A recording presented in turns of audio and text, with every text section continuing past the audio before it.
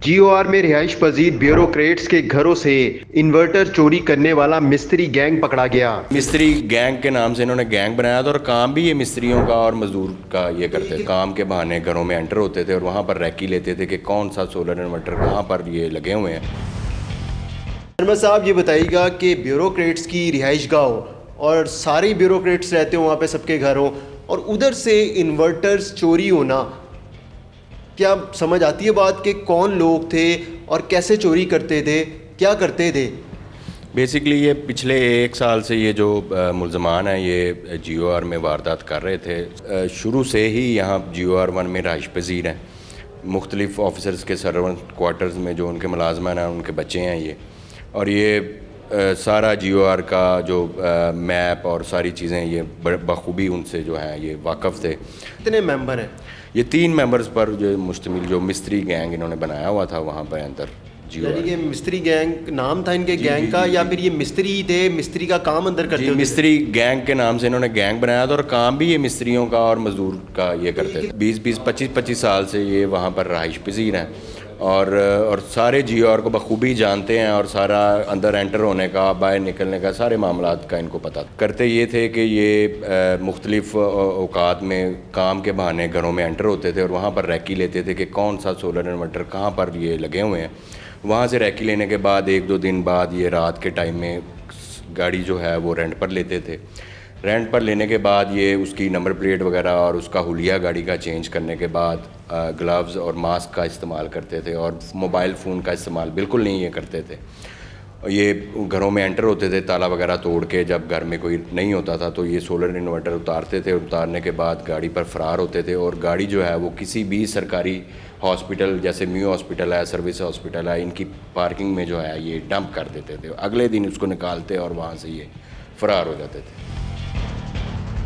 Inverter ही क्यों चोरी करते थे, करते जाते जाके बेचते थे? कितना ये रुकनी गैंग है, कितने मेंबर्स हैं, और फिर क्या सारे आपस में पैसे डिवाइड कर लेते थे? और 1 साल से अगर ये वारदातें कर रहे थे तो क्यों नहीं पकड़ में आ पा रहे थे? जो लास्ट इनकी जो वारदात है उस रात इन्होंने 2 घरों में वारदात की है, वो अल्लाह का शुक्र है हमने काफ़ी मेहनत की, प्राइवेट सीसीटीवी कैमरा जहाँ से कोई फुटेज हमें मिली वहाँ से फिर हमने इसको ट्रैक किया और फिर सेफ सिटी की मदद से इनको हमने पूरे जिधर जिधर ये गए वहाँ से ट्रैक किया। इनकी नंबर प्लेट हमने आइडेंटिफाई की जो बाद में फ़ेक निकली, और उसके बाद फिर ये इन्होंने म्यू हॉस्पिटल गाड़ी डंप की। फिर वहाँ से हमने वो प्राइवेट जो पार्किंग की फुटेज वो ली, फिर इनके बाहर निकलने की फुटेज, और तकरीबन ये हमने कोई 48 आवर्स की जो फुटेजेस जो है ना वो हमने कलेक्ट की, और उसके बाद फिर हमने इनको जो है वो रेस्ट करते जाते। यानी कि इनका टारगेट सिर्फ इन्वर्टर ही होता था, तो उसको बेच के पैसे ले लेते थे। कितने का बिकता था?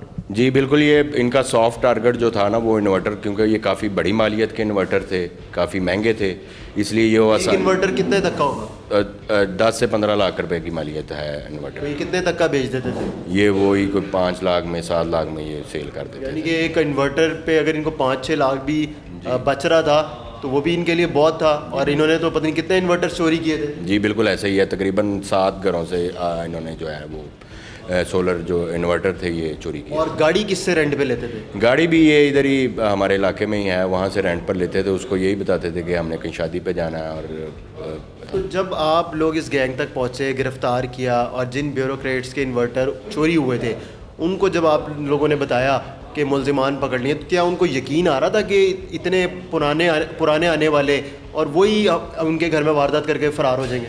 लेकिन ये जिनके घरों से चोरी, जिन अफसरान के घरों से चोरी हुए थे उनके मुलाजम नहीं थे ये कहीं और किसी और ऑफिसर के मतलब कहीं सर्वेंट क्वार्टर में ये रहाइश पजीर थे। एक और मतलब रहाइश पजीर, उनके वालदैन वहाँ पर रहाइश पजीर थे। ये तो वहाँ से छोड़ चुके हैं अभी, लेकिन इनको अंदर आना जाने का और सारे मामलात का बखूबी अंदाजा था। और ये यहाँ गए मिस्त्री का काम करते करते इनके ज़हन में आइडिया कैसे आया कि हम इस तरह वारदातें करना शुरू कर देते हैं?